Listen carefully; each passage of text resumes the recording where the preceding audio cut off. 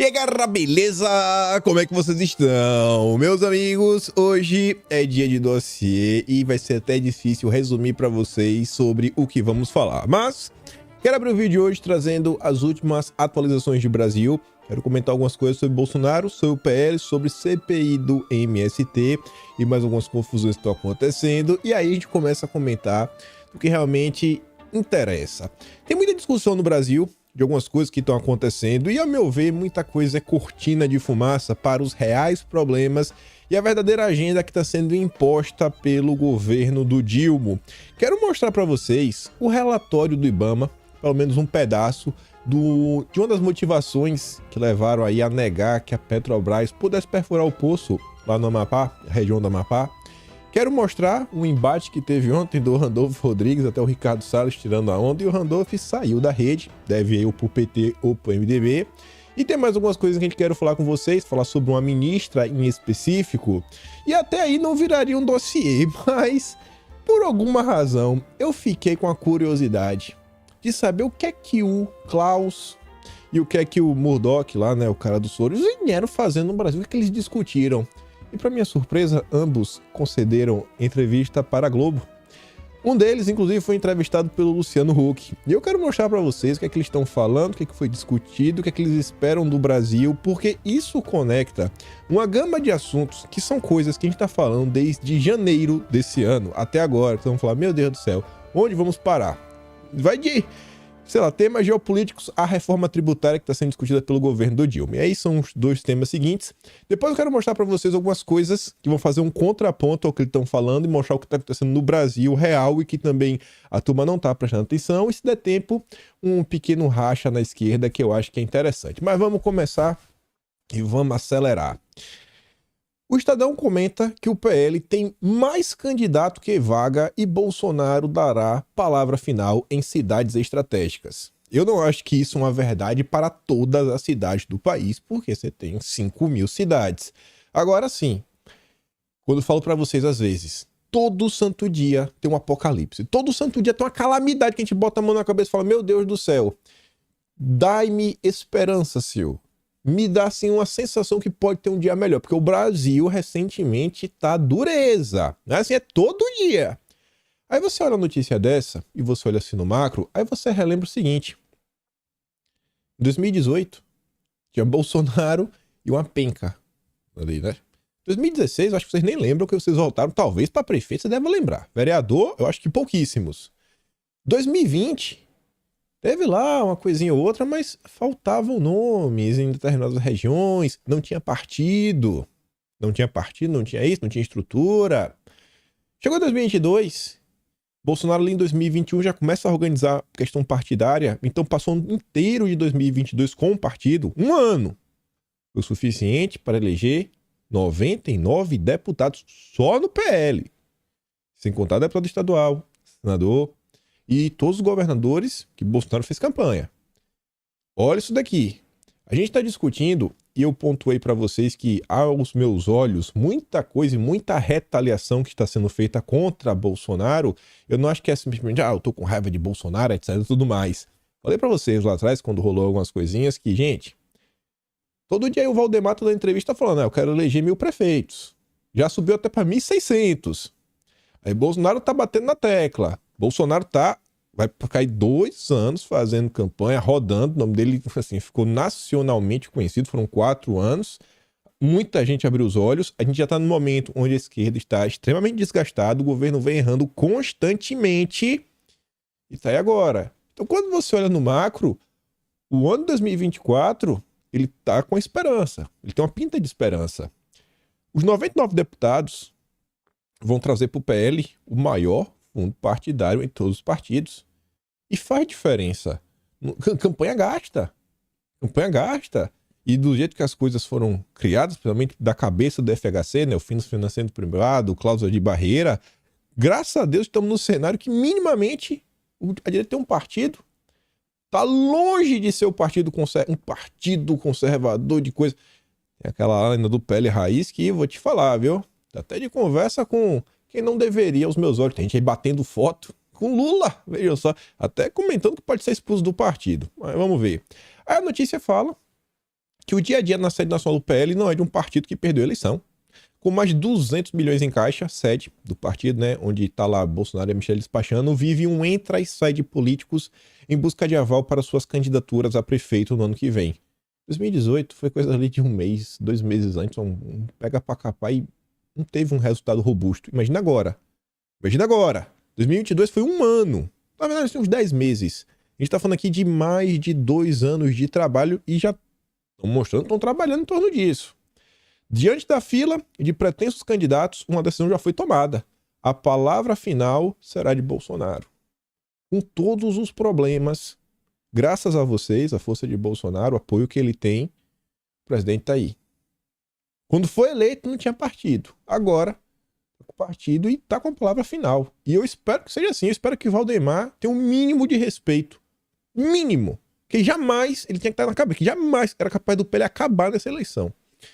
O critério adotado são locais onde teve votação expressiva em 2022, no Rio, São Paulo, Roraima, Mato Grosso e nos estados do sul do país. A decisão será negociada diretamente com o ex-presidente. A estimativa hoje é que o PL tenha 3 candidatos por vaga. Que assim seja, graças a Deus. Mas avançando aqui, saindo um pouco desse âmbito já, eu fui em Brasília, com decisão do TSE mostra que cassação do Deltan é só o começo. Tem muita gente discutindo muita coisa. E ela aqui da Malu Gaspar fala que para os mais ambiciosos, caçar Deltan foi pouco. Só comemoro mesmo quando expulsar o Moro, me disse uma parruda autoridade da República.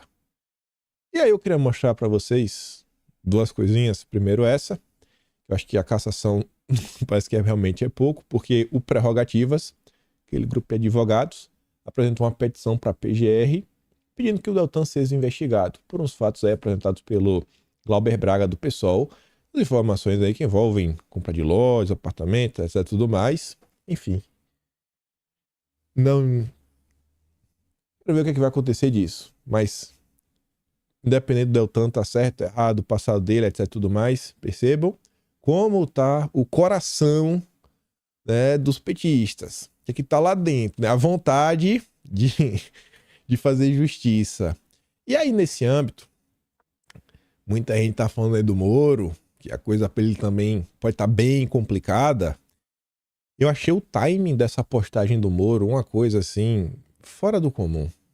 Depois do que aconteceu com o Deltan, 24 horas depois, o Moro vai ao Twitter para elogiar a decisão que condenou o Collor. Vocês não acham isso engraçado, não? Bora aí, falei, não, dá os parabéns, né? O combate à corrupção ainda respira, atenção importante, merece elogios. Enfim, né? Esse aí é o Sérgio Moro. E eu fico triste que eu vejo as pessoas falando, esse cara não aprendeu nada.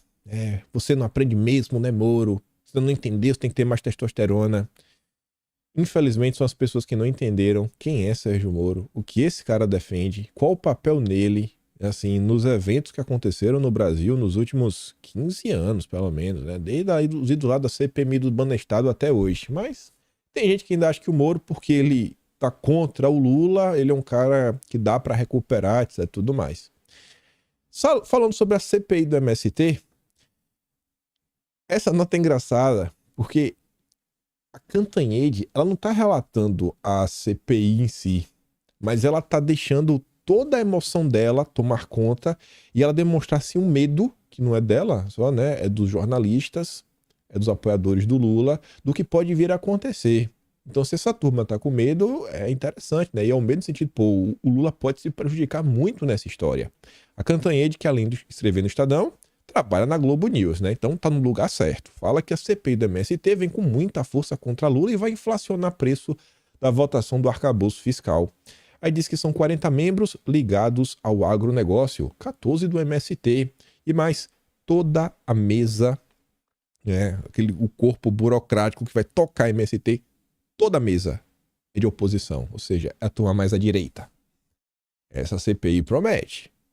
O que vai determinar a pauta e os depoentes. Ministros e aliados de Lula vão ficar na linha de fogo e o objetivo da oposição é massificar a tese bolsonarista de que Lula defende invasão de terras, regimes autoritários e a implantação do comunismo no Brasil. Não. Lula não defende nada disso. Lula não defende o MST, Lula não defende Maduro, Lula não defende Nicarágua, Lula não defende, né? Tudo tese bolsonarista. Ó, fake news, claro, mas vai ganhar holofotes com a CPI.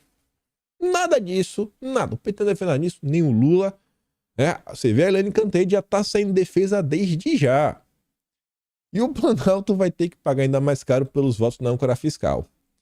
Aí a Vera Rosa fala que o Congresso fez do Dilma. Nunca antes um presidente enfrentou tantas CPIs em tão pouco tempo de mandato. Mais indicativo que esse governo não está indo bem. Entre o primeiro e último capítulo, é provável que essa CPI se transforme numa CPI do fim do mundo. Eu nem coloquei aqui a notícia, mas o Ricardo Salles, ele concedeu entrevista para a Folha de São Paulo, ele fala muita coisa, fala da CPI. Em determinado momento, o jornalista pergunta: e o Boulos, ele pode ser convidado, MTST? Aí o Ricardo Salles fala: bom, essa CPI é para investigar a invasão de propriedade privada. Nada impede que o MTST seja investigado para mostrar o que acontece aí no âmbito, né, urbano, o que esse grupo vem fazendo. O Boulos pode até vir, mesmo que não seja convidado, se ele quiser participar, ele é deputado, ele pode participar do debate. É uma CPI que tem um campo amplo. É uma CPI também que pode ver as questões que envolvem invasões de terra, que foram pontuadas, por exemplo, por indígenas. Um caso que aconteceu lá no Mato Grosso, no mês de março, que a Veja até revelou depois, na Hugo Marx, uma nota fiscal. O deputado estadual denuncia que, possivelmente, o CIMI pode ter pago um ônibus para pegar os indígenas e soltarem dentro da fazenda, que é uma ONG, né? Os ongueiros. Então, assim, tem muita coisa. Se fala muito sobre essa CPI e diz que tudo indica que o palanque político com maior potencial para desgastar o governo vai ser o que vai tratar das invasões do MST. Foram 56 desde janeiro e muitas só ganharam destaque com o Abril Vermelho. A oposição promete apresentar indícios de ligação do Programa de Aquisição de Alimentos, o PPA, com financiamento de movimentos sociais. 8 diretores regionais do INCRA, indicados pelo MST, e o Stedley, que acompanhou o Dilma na viagem para o Oriente no mês passado, serão chamados a depor.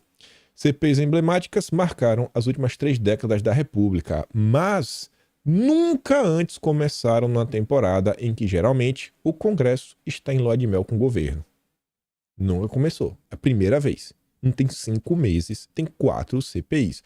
Tem a das ONGs, tem das apostas, tem do MST, tem das americanas, nem todo dia 8. Dia 8 marcou, viu? Dia 25 começa. Estavam falando, subindo no telhado. Vamos observar. Quero ver como é que... Eu acho que ela vai começar com tudo. Quero ver se ela vai arrefecer depois de um tempo ou se a turma realmente vai fazer os questionamentos que muita gente, mas muita gente, principalmente da direita, está atrás de respostas. Tem 5 CPIs em menos de 5 meses. Embora o impeachment do então Fernando Collor tenha sido fruto de uma CPI, o Dilma tem enfrentado o mensalão, a Dilma da Petrobras, Bolsonaro da pandemia. Nada se compara a esse início de Lula 3. Noves fora, nunca antes na história deste país, a lua de mel se transformou numa lua de fel tão rápido.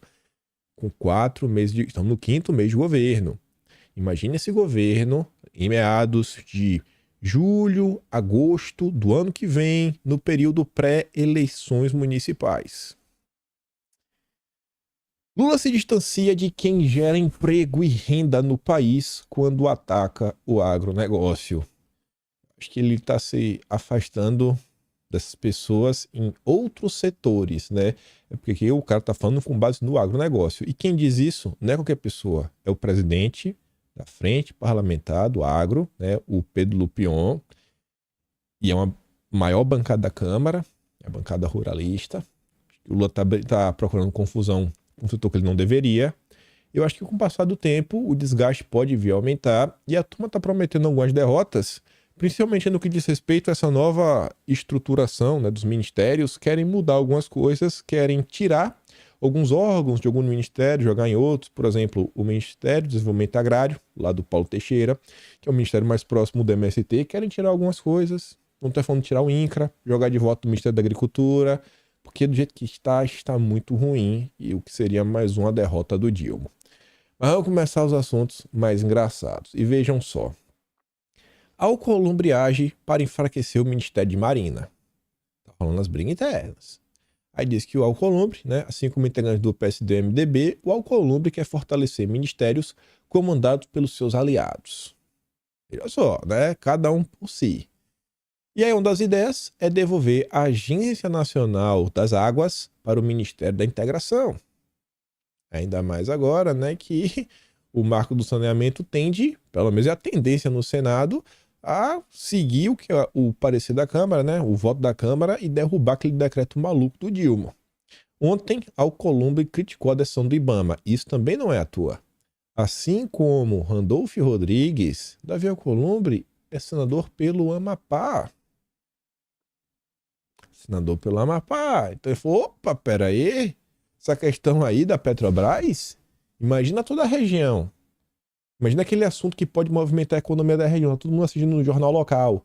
E aí tá vendo lá a Marina aprontar. Aí o Colombo diz, não, eu estou do lado do meu povo. Não, vou voltar no Colombo, eu vou voltar na Colombo. Grande senador do povo amapaense, né? Amapense. Não sei como é que se pronuncia, mas enfim, vocês entenderam. E aí, sobre isso daí, essa questão da Petrobras, tava passando no dia de ontem. E aí o Amazônia Azul, dos melhores perfis lá do Twitter, que é um perfil sempre informacional, sempre informações relevantes, principalmente de infraestrutura e logística. Ele fez essa simples colagem aqui, que você vê como é sensacional. Noruega está expandindo suas operações de perfuração de petróleo no Ártico. Notícia de 2020. Nem tem muito tempo assim. Essa mesma Noruega investe 3 bilhões no Fundo Amazônia, reativado pelo presidente Lula. IBAMA nega licença para a Petrobras explorar petróleo na foz do Amazonas. É mole, gente.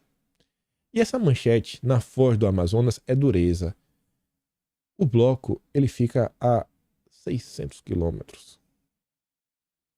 Em torno de 600 quilômetros. Randolfo falou isso. Em torno de 600, 580 e pouco. Isso é foz, é sério. 600 quilômetros. Vocês estão de brincadeira, né? Só pode. O Amazônia Azul fez o que os jornalistas deveriam ter feito. E eu não vi nem um único jornalista da imprensa fazer. Foi unânime, sabe? É o consórcio, é o gabinetezinho do amor. O mesmo discurso. Todas as notícias, todos os veículos comentaram assim, ó. Aí, o IBAMA negou o pedido da Petrobras porque a Petrobras não apresentou as informações técnicas relevantes. Deram a chance, mas não apresentou tudo o que deveria. Foi basicamente isso. Nessas vezes. Só falou isso. Aí você fala, pô, foi só isso? Tava lá no relatório, eles não apontaram nada. O que foi que o IBAMA apontou que a Petrobras não entregou? Que informações são? Porque ele deve, no relatório ele cita. E o Amazônia Azul, ele colocou uma coisa. E eu vou trazer outra. A coisa dele até 10.1 pra gente ler, porque você vai achar, não, o Amazônia Azul deve estar mentindo. Parte da conclusão do parecer do IBAMA contrário à exploração de petróleo no mar a mais de 150 quilômetros da costa do Amapá. Não é da foz do Amazonas, né? Do costa do Amapá. Abre aspas. Dentre as inconsistências elencadas neste parecer, destaca-se a não apresentação de medidas especificadas no plano de comunicação social para as comunidades indígenas. Você não entendeu? Faltou falar, e aí? Vai postar no Instagram para avisar? Vai fazer o quê? Vai fazer flyer? Vai fazer um folderzinho? Vai fazer um panfleto? Vai ser como? Como é que vai ser a comunicação? Como é que vai avisar os índios? Tem que avisar, né? O índio tá lá na oca, deitado, dormindo de tarde enquanto o helicóptero da Petrobras não passa, né? Para atrapalhar o soninho, a soneca. Aí você acha, não é possível. Não é possível que isso no relatório. Tá ali, ó. Separei o parágrafo. Na conclusão.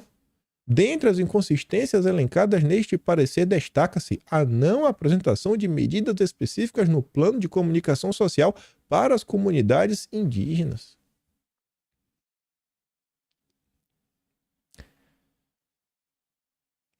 Tá vendo? Os técnicos. O meio ambiente está em risco porque não apresentou o plano de comunicação social. Mas, óbvio, isso aqui é só um dos itens. Tem outras coisas que eles alecam também, né? Eu tô aqui batendo na tecla porque é, no mínimo, engraçado. Só que, além disso, tem um ponto no parecer nessa página aí que o Amazônia Azul colocou que eu fiquei de cara. com o determinismo das coisas, sabe? O pessoal querendo decidir o que pode e o que não pode. Lá pra frente ele fala assim, ó, para além das deficiências constatadas no projeto submetido ao licenciamento ambiental, é extremamente temerário que a validação de um projeto de perfuração exploratória em um contexto de nova fronteira para a indústria de petróleo. Quem falou que existe uma nova fronteira? Eu tô vendo os Estados Unidos criando novos poços de perfuração no Alasca. E de elevada sensibilidade socioambiental, seja realizada sem avaliações mais amplas e aprofundadas que considerem ao menos a compatibilidade da cadeia de petróleo e gás com as demais vocações econômicas e ecológicas na região. Quem é o IBAMA para falar qual é a vocação de uma região? Isso aqui não é. Não fica parecendo aquele papo que, ó, o norte, os países ricos produzem, tem indústria, e o Brasil segue sendo a fazendinha, porque é a vocação do Brasil. Olha como vem sendo as coisas, né? O IBAMA da Marina. O IBAMA da Marina, do Dilma. Aí, gente, diante do ocorrido, Randolfo Rodrigues, que já tinha chorado, veio chorar de novo, ó. A decisão do IBAMA, contrária à pesquisa, na costa do Amapá, não ouviu o governo local e nenhum cidadão do meu estado. Pô, normalmente no Brasil as coisas acontecem assim, tipo PL 2630, PL das fake news, na hora de dar dinheiro pra Rede Globo, acho que nenhum cidadão foi ouvido, só os zongueiros. Só os zongueiros, né? Daquele jeito, e os especialistas da Globo. O povo amapaense que quer ter o direito de ser escutado sobre a possível existência e eventual destino de nossas riquezas. Uai, mas isso daí é uma parte do brasileiro. Pergunta aí pro brasileiro o que é que ele acha do PL 191/2020, aquele que permite que sejamos autossuficientes em fertilizantes, porque flexibiliza algumas coisas aí no Código de Mineração. Pergunta aí o que o brasileiro acha. Vamos ver se continua do jeito que tá, ou se flexibiliza e se deixa aí a gente começar a realmente ter um ganho com nossas riquezas, ter um projeto de nação, um projeto de país. Junto a todas as instâncias do governo federal, reuniremos todos aqueles que querem o desenvolvimento sustentável. Aquela palavrinha mágica que vocês já sabem que tem maldade. Do Amapá, de forma técnica, legal e responsável, lutarmos contra essa decisão. Aí o Salles foi lá cutucar, né? Bem-vindo ao time, Randolph. Entendeu, né, o que está acontecendo? Mas, obviamente, que o Randolph não ia dar o braço a torcer, né? O papel dele não é esse. Ele fala assim, ó, me respeite que eu não sou da sua laia e muito menos da sua turma de bandidos. Eu quero o desenvolvimento para o povo do meu estado. Então, Randolph está falando que a agenda ambiental da Marina é antidesenvolvimentista?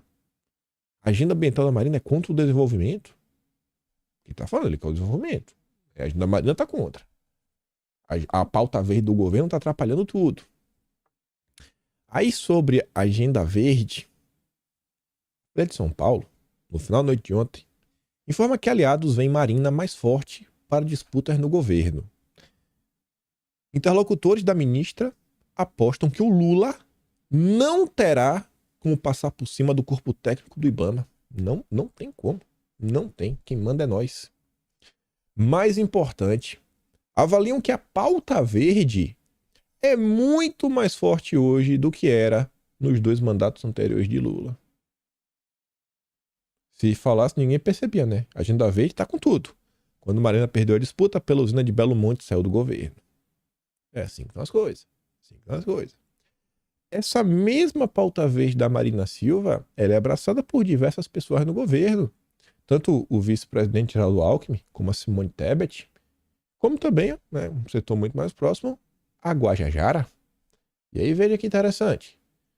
A Guajajara pediu que a AGU se opõe à redução de parque para a construção de ferrovia. Eu fico até me perguntando, quanto será que vai reduzir esse parque? Porque a ferrovia ela não é muito grande, né? Assim, pô, se botar 50 metros lado a lado, eu já acho muito. Mas beleza, então, assim, por ela passar, ela vai cortar um parque, assim, num pedaço, vai ficar, sabe, uma barriguinha, então essa barriguinha a gente tira. Aí, um pedaço. Mas será que realmente é um pedaço assim que, meu Deus, vai prejudicar as ocas? Vai prejudicar a soneca da tarde dos índios? Segundo a Guajajara, né? Tá ali, né? Ela é contra alterar área no Pará que seria afetada pela Ferrogrão. Aquela ferrovia que para sair tá um trabalho, diversos interesses na mesa, inclusive interesses comerciais, empresariais. Tem um empresário aí que, segundo a imprensa, tá contra, e esse empresário tá até no conselhão sustentável do Dilma. Aí fala assim que durante o governo de Jair Bolsonaro, defensor da obra, a AGU manifestou-se de forma favorável a uma tentativa de alterar o parque por meio de medida provisória. A Guajajara agora pede que o Jorge Messias mude o entendimento. E quer que eu te fale? Ele vai mudar. Sabe por que ele vai mudar?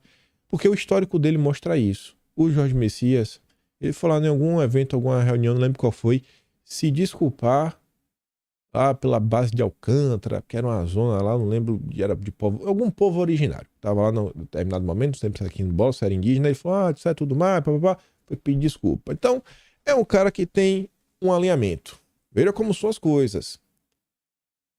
O Brasil tem obras que já estão claras, já tem estudo, já tem assim,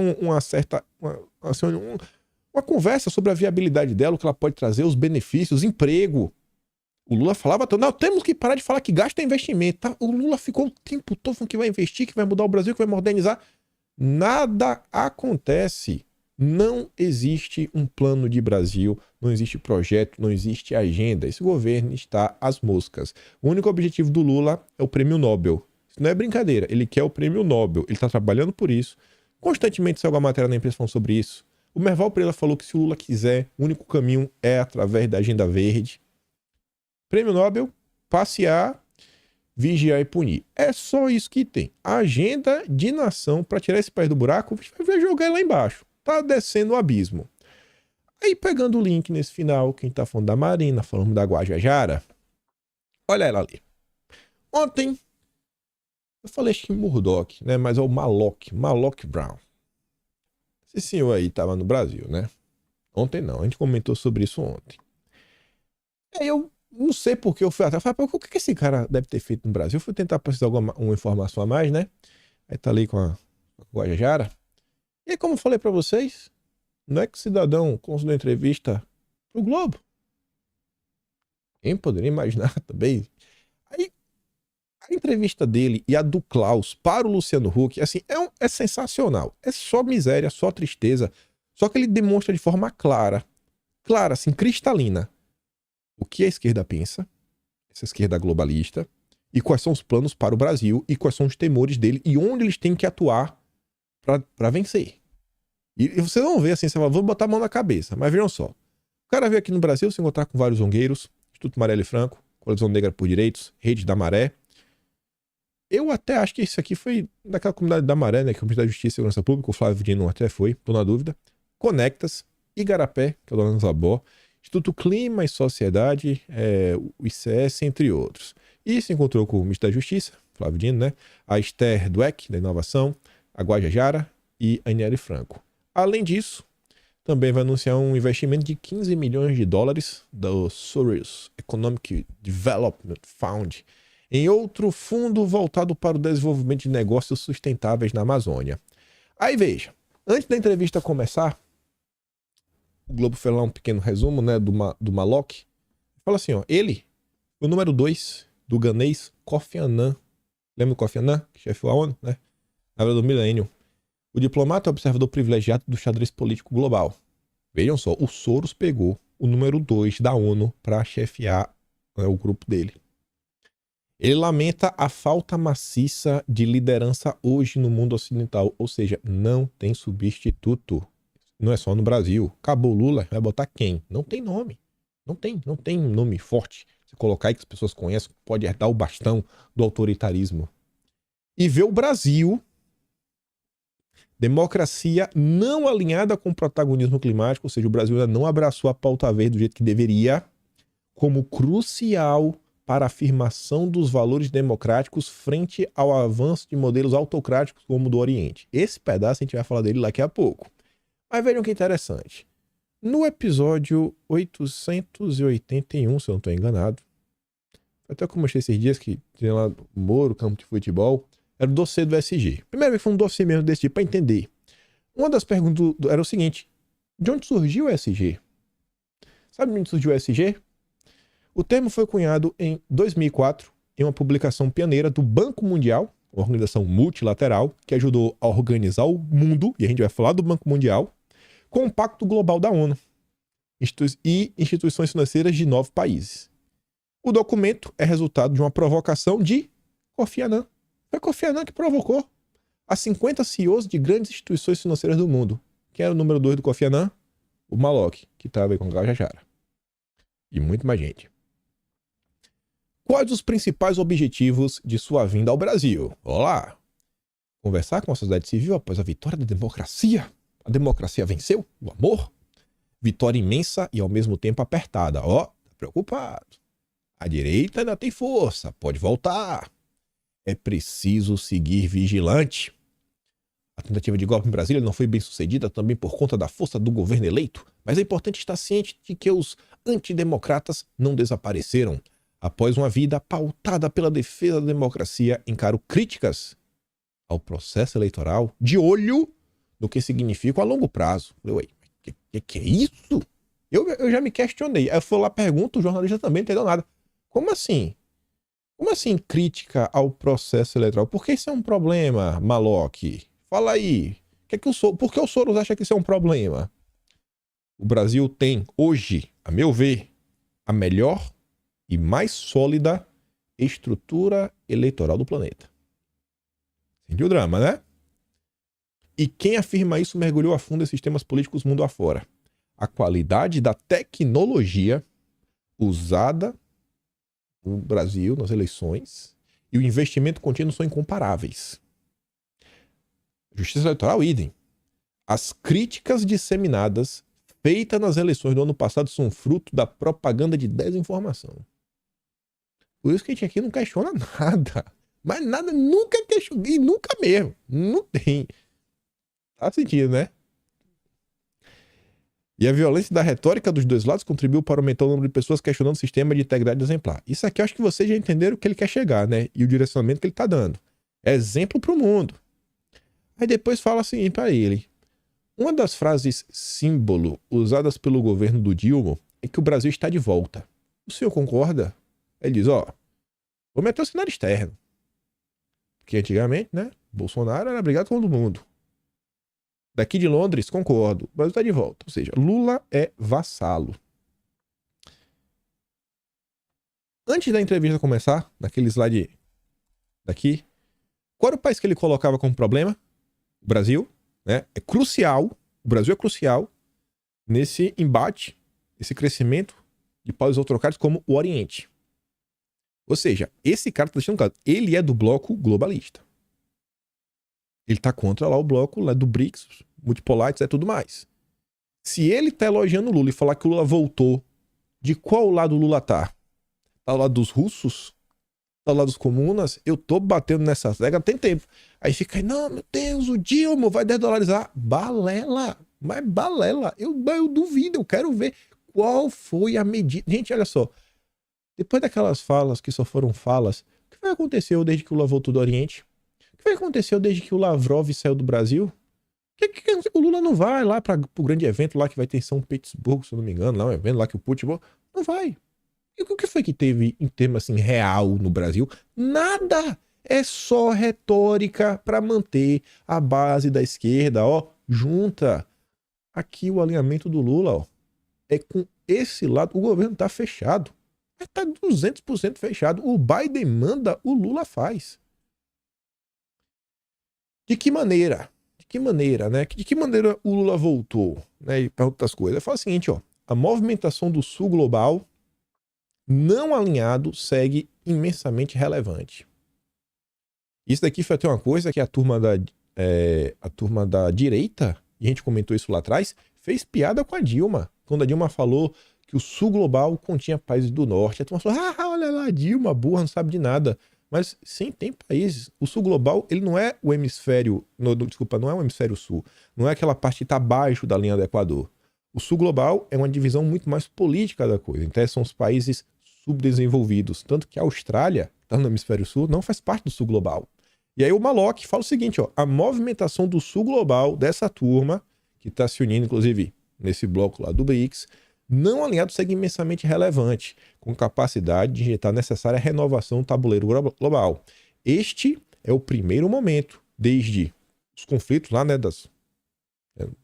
lá atrás, a Guerra Fria, em que países em desenvolvimento buscam, de modo decisivo, a partir de seus interesses nacionais, um projeto de nação, exercer independência real entre o Ocidente e a recente parceria estratégica, né, do bloco eurasiano. Não está falando que necessariamente está ligado. Aqui, ó, quer ser, a gente quer ter um projeto próprio. Por que o Brasil tem que seguir o que o Biden manda? Por que o Brasil tem que seguir o que o Xi manda? Por que o Brasil tem que acelerar a nova Rota da Seda? Não precisa ser nenhum dos dois. O Brasil devia focar no Brasil. Tem um projeto de nação. E isso é um problema. Ele vai deixar claro, e o Klaus também. Ele deixou claro. Esses projetos nacionais são um problema. Mas isso é bom, né? E também a agenda Sul-Sul também mudou. Antes era pautada por diferenças estruturais políticas e econômicas. Agora, os agentes apontam para a segurança nacional, clima, desenvolvimento sustentável, tecnologia e Amazônia, claro, torna o Brasil um dos líderes globais naturais do clima. O senhor teve posições de destaque em instituições multilaterais como o Banco Mundial, que ajudou a formar o conceito de ESG, que ajudaram a moldar o planeta na segunda metade do século XX. Sim. Elas ainda têm a mesma importância? Essas instituições multilaterais? E o Malok responde. O peso diminuiu muito com o aumento do investimento privado, das reservas domésticas e da força de bancos nacionais e regionais de desenvolvimento. Elas precisam ser reestruturadas. Quando a ONU, a OMS, todos esses grupos que vocês conhecem, como que eles perdem força? Um governo forte. Um governo forte não é um governo grande, não é um estado inchado, não tem nada a ver uma coisa com a outra. É um governo soberano, um governo que deixa claro quem manda, olha, quem manda esse aqui, aquilo outro, onde coloca o interesse nacional acima do interesse internacional. É assim que eles perdem poder. Isso é óbvio. E isso está acontecendo em diversas localidades. Diversas. O próprio Banco do BRICS, hoje a força que ele tem quando você olha o PIB do BRICS, ele já é maior do que o PIB europeu, basicamente. Ele já é o maior PIB europeu. Então cresceu muito, muito. E aí, por isso está falando, tem que reestruturar, né? Esses organismos multilaterais, Banco Mundial, ONU, OMS, Unesco, no leite está também ruim.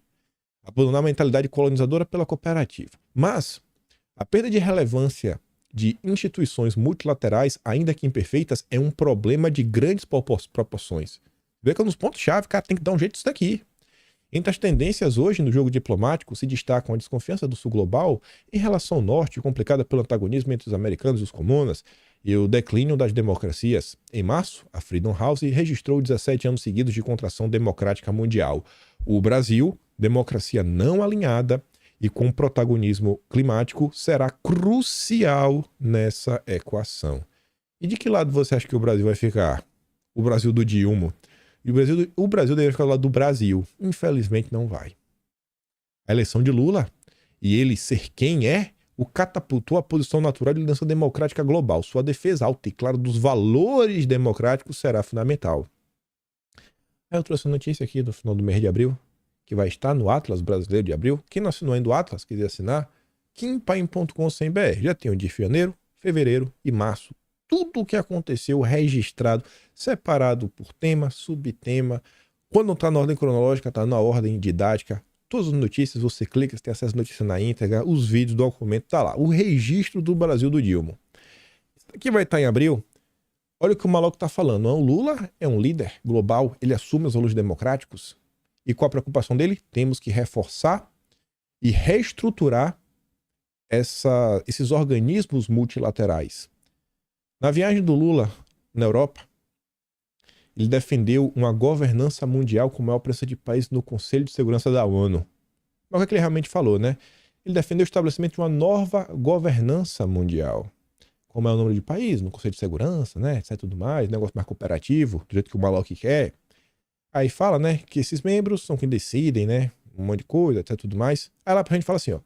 Ainda sobre a necessidade de uma nova governança mundial, Lula criticou que as decisões tomadas nas COPs não são implementadas e voltou a pedir a mudança no Conselho da ONU para que as decisões ambientais possam valer. O que é que o cara falou ali atrás, o Malok? que os organismos multilaterais, como a ONU, o Banco Mundial, o OMS, botando esses três porque são os mais conhecidos, eles perdem poder quando tem um protagonismo do governo nacional. O Lula fala que não adianta tomarmos decisões nas dezenas de COPs que fazemos para discutir, mas se você não tiver uma governança forte para exigir o cumprimento das decisões, a gente vai na reunião, toma as decisões e no ano seguinte fazemos outra e as decisões nunca entram em vigor, porque quando tentamos aprovar no Estado nacional, muita gente não consegue. Então o Lula está defendendo a nova Organização Mundial para quê? Para dar mais poderes para os organismos multilaterais, que é um problema grande. É um problema grande. Ele fala aqui, ó. A perda de relevância de instituições multilaterais, ainda que imperfeitas, é um problema de grandes proporções. O Lula abraçou os valores democráticos. Vocês querem me falar que o Lula é o parceiro do Putin, da Rússia? Vocês estão de brincadeira comigo, né? Aí lá pra frente pergunta, pô, tem uma escassez, né, de liderança no Ocidente. Aí ele fala, pô, uma das possibilidades aí que tá tentando se posicionar, né, com um grande líder é o Macron, né? Mas fala que hoje o principal líder ainda é o Biden. Biden que comanda tudo aí. Aí ele pergunta o seguinte, as pesquisas indicam que ele vai enfrentar o Trump. Como o cenário mundial, global, né, mudaria em caso da derrota do Biden? Aí o Malloch fala assim, rapaz, a vitória do Trump teria enormes consequências para absolutamente tudo que tratamos nesta entrevista. Tudo. A disputa nos Estados Unidos será sobre a democracia, ou a mesma coisa no Brasil. A luta pela democracia e sobre o New Green Deal, né? O novo Acordo Verde. Olha quais são as pautas que estão, né? É a democracia e o mundo verde. Não é nem mais fake news. Sua tentativa de reinvenção do papel do Estado na economia. Que a gente falou sobre isso. Trouxemos um texto do Atlantic, que é basicamente um porta-voz do Partido Democrata. Tá falando, acabou o consenso de Washington, agora temos um novo consenso de Washington. Acabou, irmão. Agora tem que mudar um pouquinho, né? O modelo Thatcher-Reagan, tá vendo exatamente? Não oferece soluções para um mundo muito diferente daqueles dos anos 80, como os globais, contornáveis, como a crise climática. Creio que estamos entrando em um novo período de ativismo na área do poder público que fará surgir naturalmente novas lideranças, ou seja, não tem voz. Aí ele falando do Macron, só uma entrevista, um artigo interessante, Spectator, um site internacional. Tem um amigo meu que sempre lê um monte de coisa, acaba me mandando. Eu vejo muita coisa, mas eu só tento trazer quando eu vejo que tem conexão com o Brasil. Falar lá de fora não é meu objetivo. Eu gosto de saber de Brasil. Você vê essa aqui, ó. Macron não tem ideia de como pagar pela reindustrialização. Não faz. Não sei nem se o Macron sabe ou não sabe. O que é que chama minha atenção é porque eu quis trazer isso aqui e mostrar para vocês. Só 2 parágrafos. Olha os assuntos que a gente está batendo desde o início do ano. Agenda Verde, o avanço do ESG, o avanço de regulamentação nas mais diversas áreas. Estamos falando em Prioridade Nação, Prioridade Brasil, falando da necessidade de ter agenda, falando de econômica, gerar emprego, quais são as prioridades. Estamos falando de reindustrialização, estamos falando de multipolar, tudo ele está trazendo, mostrando, colocando aqui, ó, pô, olha o que a esquerda discute, olha o que a esquerda pensa, olha os rachas internos, olha quais são as satisfações com Lula, olha as movimentações, o que é que pode repercutir no Brasil, olha quem está aliado com quem. Aí eu tô batendo essa tecla, tem que reindustrializar. Aquele texto do Atlântico que falava, ó, o Biden agora falou, irmão, estamos entrando aqui na nova era que não adianta mais ficar nessa do, deixa aí o liberalismo, né, esse neoliberalismo, que é o que eu lá falava do metacapitalismo, né, o cara fica tão rico que ele não precisa mais de dinheiro. Ele usa o dinheiro dele, né, ele até perde dinheiro, ele quer agora regulamentação estatal para manter controle e ter monopólio. E aí o Biden fala, pô, estamos num novo processo, né, que infelizmente deu errado, porque teve países que não seguiram as nossas regras, as regras de preservar a natureza, fazer aquilo outro, então a gente vai desenvolver, vai ficar rico também. O que aconteceu tá acontecendo aqui na Ásia. E aí ele fala, pô, tem que agora voltar a desenvolver o parque industrial americano. Acabou, não dá mais para ficar nessa. Os Estados Unidos são uma sociedade de consumo e produzir tudo que a gente precisa lá fora. Se os comuns invadirem Taiwan, acabou. Não tem mais chip. Não tem mais chip, não tem computador, não tem celular, não tem carro, não tem nada. Hoje em dia tudo tem semicondutor. Tudo tem uma programaçãozinha interna. Aí o Macron, que é dessa... Macron e Biden é a mesma coisa, o mesmo pensamento, 100% alinhado. Macron está interpretando o imperador novamente. Na semana passada, ele anunciou orgulhosamente uma nova e grandiosa estratégia, mas sem nenhuma indicação de como pagar por isso. O presidente francês disse que Made in Europe deve ser o nosso lema. Acabou o Made in China. É Made in Europe. Feito na Europa. Tem que reindustrializar. Instou os europeus a recuperar o controle de nossas cadeias de abastecimento, energia e inovação. Vamos fazer aqui. Aí por isso que eu falo, né, pô, eu não tenho nada contra vender o lítio, mas não podia o Brasil processar o lítio, sabe? Colocar algum valor agregado, desenvolver umas indústrias, a gente ganhar um dinheirinho a mais, é só das commodities. Essa turma tem indústria a rodo. Essa turma aí, né, a regulação do carbono deles é engraçada. Agora o Brasil não pode desenvolver nada. O apelo de Macron à reindustrialização da Europa reflete um consenso transatlântico. A era da globalização e do neoliberalismo acabou. Fomos muito ingênuos em relação aos nossos parceiros comerciais durante os anos 90 a 2000 e agora precisamos desenvolver resiliência nacional. A política industrial pesada e o protecionismo estão voltando nos Estados Unidos e na Europa. E a Amazônia, né? O bloco a 600 metros da Foz. Essa não é a vocação da região. Não é, né? Vocação quem tem é os Estados Unidos e Europa, né? Indústria pesada, poluente, gás carbono, K2. Aí pode, que aqui é do bem. Aqui é do bem, irmão. Aqui é do bem. Mas vamos continuar para falar do chuchu, né? Aí ele tava lá com o senhor Klaus, né? Parece até primo. Essas misérias. Aí o Klaus deu entrevista também pro Globo. E pro Luciano Huck. Essa daqui ainda é pior que a outra. Essa daqui é muito mais direto. O cara tá velho também, 85 anos. Já não tá com paciência de ficar de indiretinha. Vai direto ao ponto. Exclusivo. Brasil precisa parar de olhar para revoluções industriais do passado. Não, esquece lá. O Brasil tem que seguir outro caminho. Pô, mas todo mundo deu certo? Estados Unidos, Europa, comuna?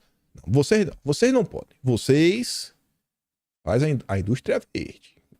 Se for fazer, faz a verde. Deixa que os outros lá fiquem ricos, façam o que for. Vocês não. Aí o Luciano Huck, né, escreve o seguinte. É um erro, porém, qualificar este economista. Ele faz uma pequena introdução, né, de quem é o Klaus. Qualificar este economista e engenheiro alemão de mera testemunha de grandes momentos da história. Há mais de 50 anos, ele atua como articulador e pensador, sendo uma das vozes mais agudas e recorrentes na defesa da cooperação internacional, ou seja, né, do globalismo e do capitalismo de impacto social. Na hora que eu li isso, eu falei, pô, não é brincadeira. O Luciano Huck já achou até uma tradução para capitalismo de stakeholder. Pô, Luciano, na hora que eu li isso, eu falei, isso não é possível. Já até abrasileirou o termo. A rigor, hoje, ninguém estaria falando na agenda SG não fosse por ele. Se a gente hoje tem um problema, agradeça ao Klaus. Quem disse é o Luciano Huck. Só tá falando por causa do Klaus. Ô miserável. Aí eu tirei as perguntas de ordem para a entrevista ficar mais lógica. No ano em que eu nasci, em 71, nascia também o Fórum Econômico. O que mudou nesses 52 anos em relação à pauta e à curadoria? E no mundo? Quais foram as grandes mudanças ao longo de sua atuação? Eu escrevi, em 1970, um livro que criou o conceito de capitalismo de stakeholders. O Luciano Huck já brasileirou para capitalismo de impacto social. O que significa que as empresas não devem se preocupar apenas com seus acionistas, mas também com a sociedade. Tá vendo aí, né? Tá vendo aí? Então, se a sociedade também importa, aí você pensa, pô, não, antigamente precisava ter um alvará para poder funcionar. No futuro não é só alvará. É só alvará, não é só ter um projeto elétrico, que mostra que o prédio não vai pegar fogo, né, que o prédio civil, estrutural, vai mostrar que o prédio não vai cair. Não, agora você... E a comunidade? Pô, mas tem que dar lucro, não? E a comunidade? Tem que servir aos interesses da comunidade. E para isso que eu tenho lutado.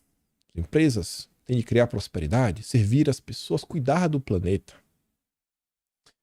Aí Luciano Huck fala o seguinte: rapaz, nessa conversa você já enfatizou que as empresas não são apenas unidades econômicas, mas organismos sociais. Neste momento de crise global, essa perspectiva ainda é verdadeira? Mesmo em tempos econômicos difíceis, como os que estamos vivendo agora, quando os líderes empresariais estão lutando para manter vivos os seus negócios, assim, irmão, a gente vai ter que avançar com essa agenda mesmo agora, tá na crise global, tá todo mundo ficando desempregado. É sério, Klaus? Vai quebrar tudo em nome do ESG? A questão é se você está pensando em curto ou longo prazo. E se estivermos pensando em longo prazo, acho que é do interesse dos donos e acionistas cultivar as responsabilidades ESG. A economia a gente vê depois. Tipo assim, é uma tese praticamente malthusiana, né? Deixa o pobre sofrer, deixa o pobre ficar desempregado. Porque assim, a empresa não vai quebrar. Vai demitir uma galera, né? Reduzir os lucros. Mas no longo prazo vai valer a pena. Quem perdeu o emprego, se vira. Se vira. Vai morar no mato, constrói uma oca, caça uns peixes e seja feliz. Sobre essa questão do capital de stakeholder, isso daqui tá no atrás de março. Quase, tô na dúvida agora se tá ou não tá, mas é só para mostrar. É um termo que ele vai ganhando cada vez mais espaço a partir de 2019, com a carta da BlackRock, lá que o Larry Fink falou que agora temos que cair de cabeça no ESG, capitalismo stakeholder, a coisa mais importante do planeta é isso aqui agora. E aí no Brasil, a turma já vem trazendo, não soltou o ESG, o capitalismo stakeholder, esse é o novo paradigma, é isso que temos que fazer agora, essa é a nova ordem. Então a imprensa está 100% alinhada, 100%. E aí, eu trouxe esse assunto porque eu fico vendo as coisas assim, ó. Tem muita coisa que é importante no Brasil. Eu acho que é importante não dar dinheiro para a Rede Globo. Eu acho que é importante manter a liberdade de expressão das pessoas. Tem muita coisa ruim acontecendo. Só que durante o dia, eu vejo que às vezes as pessoas elas não têm a capacidade de manter o foco. Porque sempre acaba sendo notícia, a imprensa acaba publicando, gera um certo clamor. E aquilo outro é tudo mais... Só que tem algumas coisas que estão acontecendo no Brasil que vão causar mudanças estruturais. E que pra você poder mudar, meu amigo, eu não sei nem se muda mais. É coisa que uma vez que entra, assim, vai mudar toda a perspectiva e o funcionamento da sociedade. Aí nessa mesma entrevista, essa daqui é sensacional, essa entrevista, vamos até o fim. O Luciano Huck pergunta, o PIB ainda é o índice que avalia o desenvolvimento de um país. Mas quem sabe? Olha a pergunta do Luciano Huck. Quem sabe? Isso não deve ser algo a ser discutido na próxima eleição do Fórum Econômico Mundial, né? Será que realmente deve utilizar o PIB? Aí o Klaus responde, concordo, mas eu concordo, Luciano Huck. O fórum tem incentivado muito os chamados critérios ESG, o que significa que uma empresa não deve ser medida apenas de acordo com seu resultado financeiro, mas também em relação à sua responsabilidade ambiental, ao seu impacto social e aos princípios de governança que está aplicando. Nós precisamos fazer o mesmo com os países. Os países deveriam começar a passar por uma avaliação com base nos critérios ESG. Gente do céu. PIB negativo de 10%, desemprego sobe 20%. Mas o ESG tá bom demais. Mas, sensacional. Só notícia boa. E quem criticar é inimigo do planeta. Quem criticar é inimigo do planeta. Não reclame do planeta. Porque assim... Você desempregado é só sua família. O planeta Terra vai pro saco, todo mundo morre. Olha o pensamento da galera. Esqueça o PIB. Esqueça não. Vamos olhar de uma forma mais ampla. Na última edição do fórum, você defendeu um grande reinício. Reinício? Reset. Um grande, né? Great. Inclusive lá na frente o Luciano fala, neste, aí ele usa o termo em inglês, que vocês devem conhecer bem, né? O grande R. O que o senhor entende ser importante? Hein, Klaus? Conta aí pra gente. Aí ele fala nesse grande R tudo, não, porque o mundo lá depois, né? Porque a gente tem que se preparar melhor, a pandemia foi uma catástrofe, como a gente pode sair disso? Então o que eu percebi ao longo desse processo, né? Que E a gente tem a questão ambiental. Temos a questão ambiental, né? Se não tomarmos cuidado, estaremos enfrentando uma catástrofe climática em breve. Então, o grande R passa por aí, pela pauta verde, que está mais forte do que nunca no governo Lula, como disse a Folha de São Paulo. As coisas se encaixam, né? Olha essa agora. Com o aumento do nacionalismo, ou seja, com o aumento do sentimento da necessidade de um projeto de nação, de colocar os interesses do Brasil acima do exterior, que é uma coisa que a gente vem batendo na tecla há muito tempo, e das tensões diplomáticas que vivemos nos últimos anos, os globalistas estão enfrentando desafios. É uma afirmação do Luciano Huck. Você acha que a democracia liberal e os mercados livres podem prevalecer? Se sim, como? Aí o Klaus responde: uma nova ordem global está surgindo, que é, como mencionei antes, olha a palavra, multipolar. Eu não sou nem um gênio nem nada. Eu apenas escuto os debates que às vezes a esquerda faz. Eu aprendi o que era essa tese da multipolaridade ano passado, né? Mas assim que eu aprendi, eu consumi um conteúdo para não parecer um idiota na hora de falar e vim comentando com vocês. Olha onde já tá. Do mesmo jeito que ninguém sabia o que era SG, do mesmo jeito que a imprensa nem falava de SG. A imprensa não estava nem para nada. Agora tá falando de mundo multipolar. Não se trata mais apenas dos Estados Unidos e do Oriente. Alguns intermediários como o Brasil, Indonésia, que tem uma floresta gigante, Turquia, e lá tá tendo noção, o bicho tá pegando. E olha a posição no mapa da Turquia. Olha, abre o Google Maps, olha onde tá a Turquia. Faz um exercício mental. Se você precisar tirar uma mercadoria do Oriente e levar para a Europa, veja por onde você pode ir sem passar pela Turquia. Faça esse exercício mental. Olha assim, não. Eu quero traçar uma rota terrestre do Oriente para a Europa. Por onde eu posso ir sem passar pela Turquia? Aí você vai entender porque tá sempre no noticiário. Oriente Médio tem muito petróleo, de alguma forma se tornam muito influentes no cenário global porque tem algo especial a oferecer. Como a comida do Brasil. Olha, essa é a vocação do Brasil, né? Essa é a fazendinha. Nesse cenário, em que tantos países estão competindo por influência no poder, há um duelo de sistemas democráticos contra sistemas menos democráticos. Eu falei certo dia uma frase que cada dia vai passando, eu fico me questionando mais. Eu vi alguém da esquerda debatendo isso. O cara da esquerda falou mais assim, ó. Hoje só tem duas opções. Ou uma ditadura globalista, ou viver numa autocracia. Não é uma democracia, né? E aí você vai ver, né? Esse sistema democrático do Klaus, eu não acho que é muito democrático. E o outro sistema menos democrático realmente é menos democrático. Se ficar o bicho pega, se correr o bicho come. É o que estamos esperando aí na curva. Aí vem o Luciano Huck.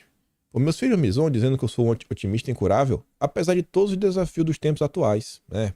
Na Europa, fortalecimento da extrema-direita, afirmação do Luciano Huck. Pelo mundo. E aquecimento global, e um novo conflito entre duas maiores economias, o senhor ainda é otimista? Sim, claro. Basta pensar no progresso que fizemos se compararmos o mundo hoje com o mundo do início dos anos 70. E aí eu acho que os mais velhos vão ver a mudança, né? Nos anos 70 no Brasil, as crianças brincavam na rua, basicamente não tinha crime, não tinha nada, as pessoas sabiam ler e escrever, não se tornavam, não tinham tantos analfabetos funcionais e muitas outras coisas. Então eles realmente avançaram muito, né? Confiança leva décadas para conquistar e minutos para perder. É por isso que eu insisto. Você não acha que deveríamos nos preocupar com a possível onda anti-ESG? As dificuldades econômicas não podem prejudicar as iniciativas que você está tentando promover? Né? Se o mundo colapsar, se a economia der ruim, o povo não pode ficar contra isso? Sempre que há um movimento ou um contra-movimento, né? Sempre precisa equilibrar, né? De acordo com a conjuntura. Ele não está com muito medo. Sobre isso, gente, eu me preocupo. Eu me preocupo. Essa imagem aqui é um relatório feito por uma empresa em parceria com o Pacto Global da ONU, que foi quem inventou a ESG que a gente falou lá atrás, né? Foi lançado. Eu tô ali. É por isso que eu tô preocupado. E eu tô ali como? Ó, como também o perfil do jornalista Kim Paim, que indaga a efetividade do ESG das empresas listadas na B3. Eu tô no movimento anti-ESG. Eu posso ser um problema. E isso aí já tá. Tem um estudo da Universidade Federal que colocou, né? Como desinformação. Questionamento dessa agenda V. Não é desinformação. E assim, eu tô lá na frente, né? Meu perfil tá lá na frente. Tem um volume que tá maior do que muito veículo da imprensa. Aí voltando, ó. Pacto Global da ONU lança iniciativa para monitorar ESG nas empresas. Na verdade, esse estudo foi feito pela Rede Brasil do Pacto Global. Né? Observatório para monitoramento da agenda sustentável. Então você vê, cara, as coisas estão acontecendo, tá falando, e no Brasil tá avançando. Toda essa agenda.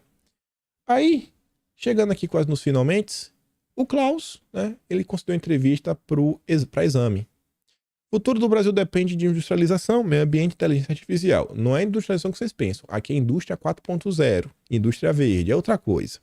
Mas eu trouxe essa entrevista porque ele veio ao Brasil participar tipo de um fórum econômico brasileiro, uma iniciativa similar. Aí fala, né, estamos nos movendo para uma economia verde sustentável e agora para a inteligência artificial. Se esse cara defende, deve ser coisa ruim. E aí, essa palestra dele foi no Fórum da Competitividade, organizado pelo Movimento Brasil Competitivo e pela Frente Parlamentar pelo Brasil Competitivo. E eu falo para vocês, eu gosto de trazer os assuntos que sejam sobre Brasil. Pegar uma coisa e colar no Brasil, na nossa agenda, na nossa pauta. A gente vai chegar lá. Aí fala que o Alckmin estava no evento, defendeu essa mesma visão. 100% alinhado. Hoje é preciso responder onde eu fabrico bem barato e consigo compensar as emissões de carbono. Aí vamos voltar.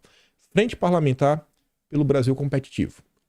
Além de todos os assuntos que a gente já comentou, que a gente vem discutindo nos últimos meses, vem batendo na tecla, às vezes que vem parecendo assim, fala, por que você está falando daquele coríbico, um analista aí americano que mora em Moscou, mas está criticando o Lula, falando dos movimentos? Eu falei, gente, em algum momento vai fazer sentido. Olha isso aqui, ó. Frente Brasil Competitivo. A mesma que organizou esse evento. A mesma. Define prioridade no Congresso. Qual é a prioridade? Fortalecimento do mercado de carbono. Marina não. O Haddad tirou uma foto ao lado do filho do Soros e do outro lado estava o Malok. Onde? Em Davos. Em Davos, a Marina Silva falou que a regulamentação do mercado de carbono viria na reforma tributária.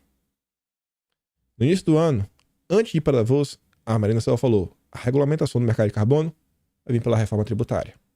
O Bernardo App, secretário aí que está levando à frente a reforma tributária, falou: a regulamentação do mercado de carbono vem na reforma tributária. Simone Tebet está aí falando de cashback rosa, imposto do pecado, imposto verde, reforma tributária.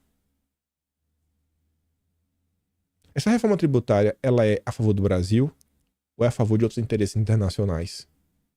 Então, olha como uma visita, olha como um evento, olha o que as perguntas que o Luciano Huck faz e responde, olha o que está sendo dito, olha o que está sendo debatido.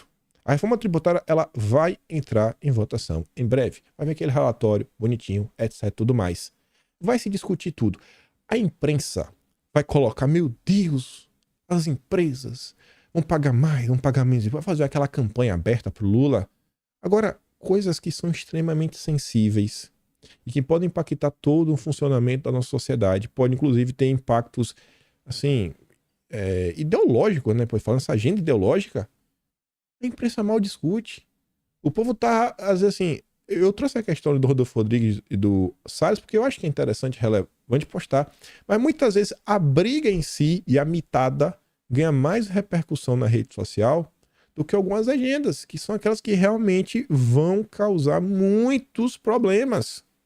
E aí eu, mais uma vez, vou debater 1h04, mas eu quero mostrar algumas coisas. Só algumas coisas. A Azul tem prejuízo líquido de 736 milhões no primeiro trimestre, revertendo lucro. Marisa é alvo de 10 ações de despejo por inadimplência. Dívidas passam de 10 milhões. Prévia da inflação anual sobe para 6,03%. Magazine Luiza registra maior prejuízo para o primeiro trimestre desde o IPO. Ações do Magazine Luiza derretem 22% após maior prejuízo para o primeiro trimestre. Aí aqui, notícia positiva. Transferência de renda e emprego tiram 10,8 milhões de brasileiros da pobreza em 2022. Governo Bolsonaro. Governo Bolsonaro. Um governo que pensa na nação, pride nação, pride país, o interesse nacional acima do interesse internacional.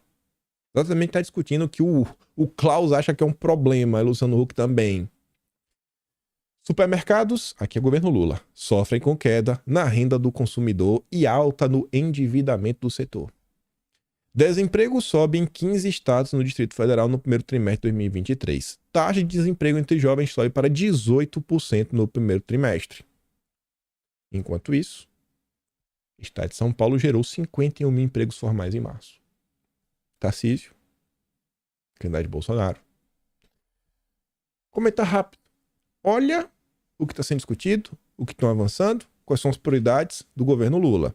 Olha os resultados já reais e práticos de tudo que o Brasil está sofrendo. Notícia só da imprensa, Estadão, Veja, Valor Econômico, Globo, G1. Qual é o projeto de nação que queremos para o nosso país? O Dilma já escolheu o lado dele. Ele está do lado do Soros, está do lado do Biden, está do lado da ONU.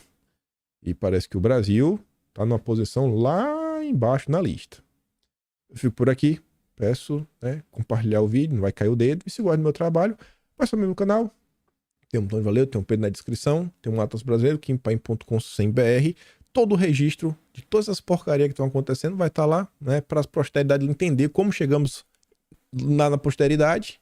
E eu fico por aqui. Aquele grande beijo e abraço. Tamo junto. Valeu, meus amigos. Fui!